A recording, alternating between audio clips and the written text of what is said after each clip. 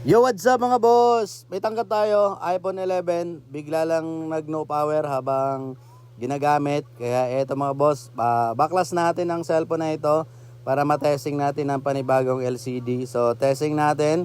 So, sa pagsalpak natin sa schematic mga boss ay still wala pa rin siyang power. Kaya ito, baklas na natin ang kanyang motherboard mga boss. Prepared na natin para hatiin natin ang kanyang sandwich board mga boss. So, ganito malaman kapag CPU ang problem mga boss ng iPhone 11. Sa paghati mo pa lang ng sandwich board mga boss ay automatic yan, ay magpa-power po yan mga boss. So doon pa lang kasi kapag nag-power na ito, matik ang kanyang problem ay CPU mga boss. So ayun, nakita nyo na nag-power ang iPhone 11 na ito. Kaya ang gagawin natin dito mga boss ay i-re-reball natin. So nilagyan natin yan ng thermal pad mga boss. Nakita mo yun, yung kulay blue. So, ganun po ang technique dito kapag nagre-reball ka ng iPhone 11, kapag bubunutin mo yung CPU, ay tatakpan mo siya mga boss ng thermal pad ang kanyang power IC para hindi po magputok-putok ang mga bola doon sa ilalim ng power IC. Kasi kapag hindi mo lalagyan yan o takpan mo lang ng tape, possible na bibigay ang power IC niya, puputok-putok ang kanyang bola sa ilalim. So, maraming beses na rin akong nagkaganon mga boss nung hindi pa ako bumili ng thermal pad na ito mga boss. Kaya ngayon aking ginagawa ay nilalagyan ko muna ng thermal pad, saka ko siya babalutin ng temperature tape mga boss, yung high resistant tape para hindi mahagip ng init ang power IC. So after nyan, kot-kot na tayo dito sa gilid. After natin kot-kotin, lagyan natin ng flux ang gilid ng CPU mga boss bago natin bubunutin ang CPU. Ang gamit natin na nozzle dito mga boss ay 12mm. Tapos yung temperature naman natin sa pagbunot ng CPU ng iPhone ay 360 po ang init ko dito. Tapos 60 yung hangin mga boss. So ganun ako magbunot ng CPU ng iPhone 11. So eto, pasensya na kayo mga boss, natatakpan lang yung pagbunot ko doon. So dito tamang linis na tayo rito mga boss. So lagyan lang natin yan ng thermal paste para lumambot ang mga pads kapag ating hahagurin mga boss. So ayan, ganun ako maglinis ng iPhone. So after nyan syempre, linisin natin yan ng ating pangkot-kot ng mga glue. So dandahan lang natin yan.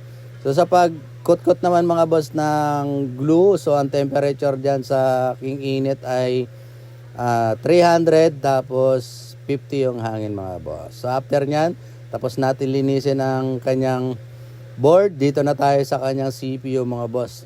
So dito ang technique naman dito sa paglinis ng CPU ng iPhone 11 para hindi magbabakbak ang mga bawat pads, kasi sobrang lambot nito mga boss. Haguran mo siya ng thermal paste na 148 Celsius mga boss. Ganun ang gamit ko para lumambot ang bawat pads nito bago mo kutkutin ang mga resins glue. Kasi kapag hindi lumambot ang kanyang tingga mga boss, tapos kutkutin mong resins glue, possible na sumama ang kanyang pads. So ganun ako maglinis mga boss.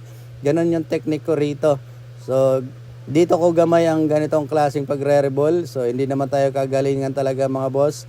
So meron pa rin ang mas magaling sa atin sa diskarte dito sa sa CPU. So ganito lang ako maglinis talaga ng mga boss, CPU ng iPhone.